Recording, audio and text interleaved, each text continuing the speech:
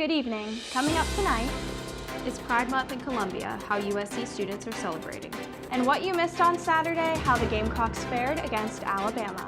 But first, the voter registration deadline is hours away. We'll tell you the dates you need to know. All that and more tonight on Student News at 7.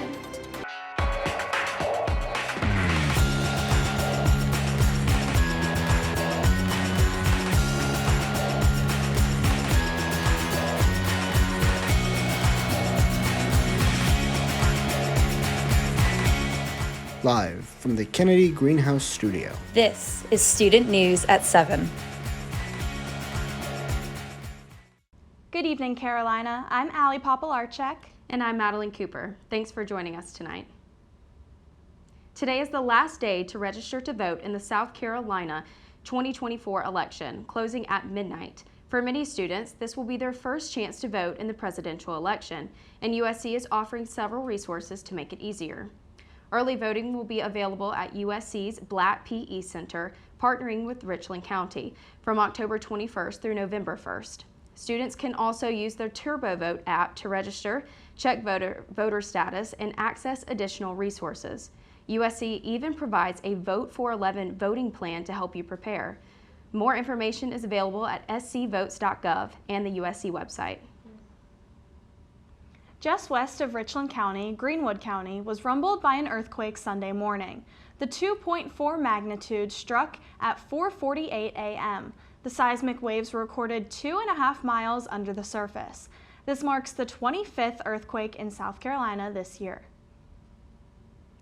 28-year-old South Carolina resident and Broadway dancer Zelig Williams has been reported missing. Williams was last seen by his mother on October 3rd, hours before she received a car crash alert from his phone.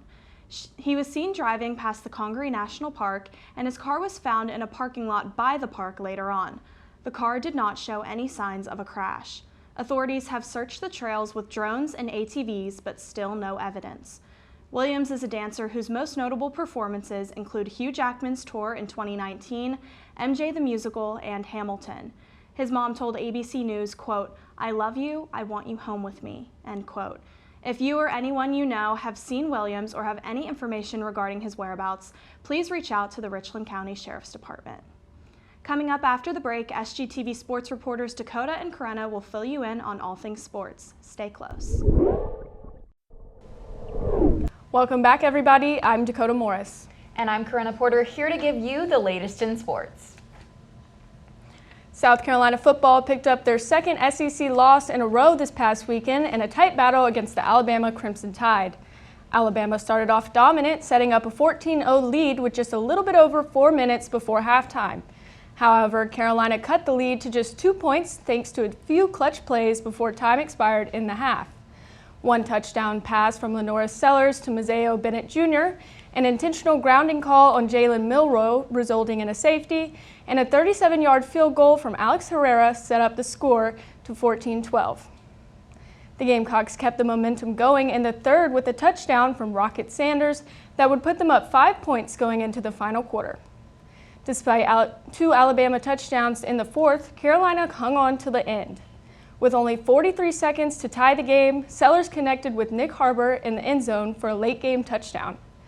With the Gamecock 2-point conversion failed to tie the game, the special teams recovered an onside kick.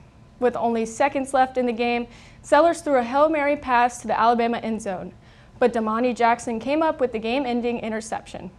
South Carolina will be back on the road this weekend to Norman, Oklahoma to take on the Sooners.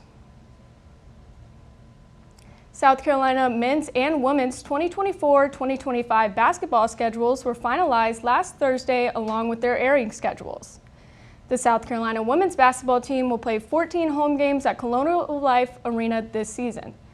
National networks like ESPN and ABC will pick up 15 of the reigning champs games, with another 7 of them airing on SEC Network.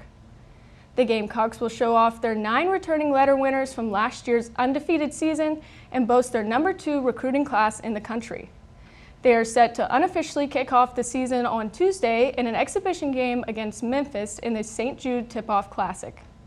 On the other side of the court, South Carolina's men's basketball will have 18 home games at Colonial Life this season. 15 of their SEC conference games and 2 non-conference games will be broadcasted on SEC Network.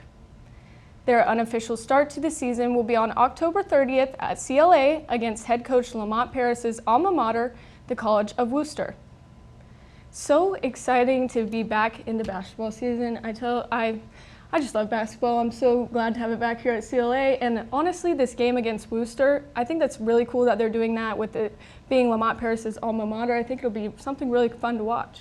I agree. I think that'll be a super fun game to watch. And I know that Carolina fans are going to be happy to have some hopefully winning teams back after sort of an unfortunate couple weeks in football. Yeah, we'll definitely be glad. All those tickets are sold out, so I know it's going to be a packed stadium. Definitely. South Carolina volleyball broke a 36-year losing streak against Florida, winning its first SEC match of the season. The Gamecocks defeated number 19 Florida in straight sets on the road Sunday afternoon. South Carolina's serve and pass game was dominant, holding the Gators to their second lowest hitting percentage of the season. Abianati, Tyree Smith, and Riley Whitesides combined for 30 kills with only 5 errors. The Gamecocks secured the first set 25-23 after a late 3-point run. A strong serve game in set 2 led to a 25-14 victory. Smith led the team to victory in the third set with 6 kills and no errors on 10 swings. The Gamecocks completed the sweep with a 25-18 win. South Carolina takes on Ole Miss at home Friday at 7 p.m. South Carolina swimming and diving opened its season with a split decision in a tri-meet against Georgia and Vanderbilt. The Gamecock women dominated Vanderbilt 249-45, but both the men and women fell short to Georgia. Senior Sophie Verzil led the women in diving, sweeping both the 1-meter and 3-meter boards. On the swimming side, 3 Gamecock women earned individual wins, and the team added 6 entries to the program's all-time top 10 lists. Senior Linus Cal swept the breaststroke events for the men, and graduate student Tommy Eaton posted a top 5 program time in the 200 fly. The Gamecocks hit the road to face Duke and Chapel Hill next weekend. Now, SGTV entertainment reporters Raquel Negrón and Sarah Muñoz are in the studio. What's going on this week, guys? Thanks, Karenna. I'm Raquel Negrón. And I'm Sarah Muñoz. Columbia Pride Week has officially kicked off, and students on campus are joining in the celebration. SGTV's Sarah Kraft has the story. Rainbows decked out Davis Field on Friday as Iris and other campus organizations teamed up to celebrate National Coming Out Day. Communications Director for Iris, Charlie Price, says their coming out experiences were both positive, with the most recent one being when they told their parents they were non-binary. He's like, that doesn't change how you are. You're still my child. I still love you just the same, and he's great for that. And my mom was also amazing. The event also supported those who are not officially out to their families, like freshman Kristen. Kristen says her sister knows, but she has not told the rest of her family. Being queer was kind of like out the picture. And like, I have family members who are pretty close-minded, they're homophobic, they do not accept that at all.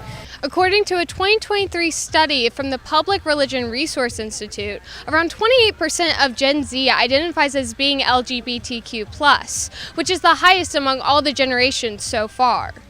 Organizations like Iris here at USC organize events throughout the year to support this community. Honestly, it raises awareness for other queer students who maybe don't know how to get connected with like other people here, but it also just lets the wider university know that like there is a diverse student population on this campus. This month is Columbia Pride Month. Price says this month allows students to come together and celebrate. Obviously, now we have a whole bunch of kids on the campus. We're able to do something that they can be involved in for a lot of people who don't already live in Columbia, like me. You can join Iris and more of Columbia's LGBTQ+ community next Friday for South Carolina Pride's Parade Down Main Street. For SGTV, I'm Sarah Croft.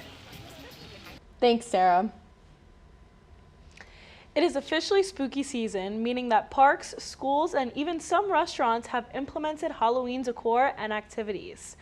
One in particular is the Riverbanks Zoo and Garden, bringing you Boo at the Zoo. From October 18th through the 30th, this event is for families and friends who are looking to enjoy a semi-thrilling night. The zoo transforms some of their rides to fit the theme, like the Haunted Carousel or the Spooky Train and Railroad. Some other activities include trick-or-treating around the entire park and dance parties. Halloween is definitely the time of year where things can be scary, but with this event, the zoo puts on a night of smiles and not fear. Tickets can be found on riverbanks.org and differ in price for general admission and Riverbanks members. USC's Moving Image Research Collections will host Home Movie Day at the Nick on October 19th from 10 a.m. to 2 p.m. The event invites the public to share and preserve personal films while learning expert tips on digitizing home movies at the Nickelodeon Theater. This year's theme, Performance and Play, will feature curated screenings showcasing family dances, sing-alongs, and stage performances. Home Movie Day is free and open to all, celebrating community history and cinematic storytelling. Raquel, I think this is such a cool event that the Nick is putting on. I think it's really cool to showcase, people's creativity and, learn something about other people. Yeah, especially if you're trying to build a community here in Columbia and you don't know much about that person, it would be cool to go and show off old family videos and to see what everybody's really about. Yeah, definitely. Later this month, join Crawl with us for their annual Halloween bar crawl. On October 26th, the night begins at Republic Beer Garden and Kitchen for check-in. This will be a fun-filled night with costume contests, no cover fees, exclusive drink menus, and more. From Boku Kitchen and Saloon to Vista Union, there are many hip Columbia bars on this tour. Bring your family, friends, or anyone that is over 21 to have a great start to the Halloween weekend. Ticket prices range from $10 to $30, and you can go online and purchase tickets now at eventbrite.com. That's all your entertainment news for tonight. After the break, Madelyn and Allie will return to finish up tonight's news. Stay with us. Welcome back. USC Student Senate passed a recommendation Wednesday to incorporate school shooting safety modules into the University 101 curriculum. The modules, which won't affect student grades, would provide freshmen with guidance on what to do during active shooter incidents. USC already provides various resources on its website. The legislation was passed unanimously. In a separate vote, the Senate also unanimously approved a recommendation to reinstate the schedule planner for spring 2025 registration. The software was previously used to customize student schedules and included a feature for quick registration. With over 38,000 students expected to register, the recommendation stresses the need for efficient tools. After 9 years, the City of Columbia plans to repair the Columbia Canal after the 1,000-year flood damaged most of downtown's drinking water. Projects include reconstructing the canal's breached embankment, renovating the hydroelectric plant, and repairing the headgates. Work is set to begin next August, with a separate resilient water supply project starting this December. This new system will draw up to 80 million gallons of water daily from the Congaree River. According to WLTX, Mayor Daniel Rickenman says the total cost of the canal's recovery will be $120 million, with most funding coming from federal and state agencies.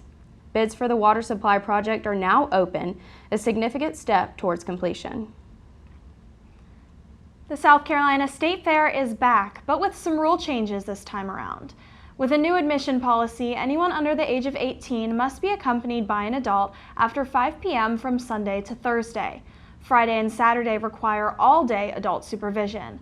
Adults qualify as anyone over the age of 21, and driver's license check for those over 18 might occur. This new rule was adopted in order to increase safety for all, and the Richland County Sheriff's Department will be present if any problems occur. The State Fair concludes on Sunday, October 20th. Madelyn, have you been able to check out the fair at all yet? I know I haven't gone, but I've seen the lines, and it seems like everybody in the entire state has been there. I haven't been yet, but I plan to go this weekend, so I'm super excited. But I think this new rule change has been a long time coming. It's really needed. I think it will hold adults and parents accountable for chaperoning their children, and it'll make it a lot safer. Especially having the state fair, it is nice having the big fairgrounds for a base for all of that, but then all of the roads around it, you don't need kids running out into the street and everything. So hopefully this doesn't force it, and then years from now, this won't even be a thought to people to pay attention to their kids. Absolutely. That wraps up tonight's edition of Student News at 7. Be sure to follow us on Instagram, X, and Facebook at SGTV at USC. To keep up with all of our content, be sure to also visit us online at sgtv@usc.com. For SGTV, I'm Allie Popielarczyk. And I'm Madelyn Cooper. From all of us here at SGTV, have a great night, Carolina. Forever TB.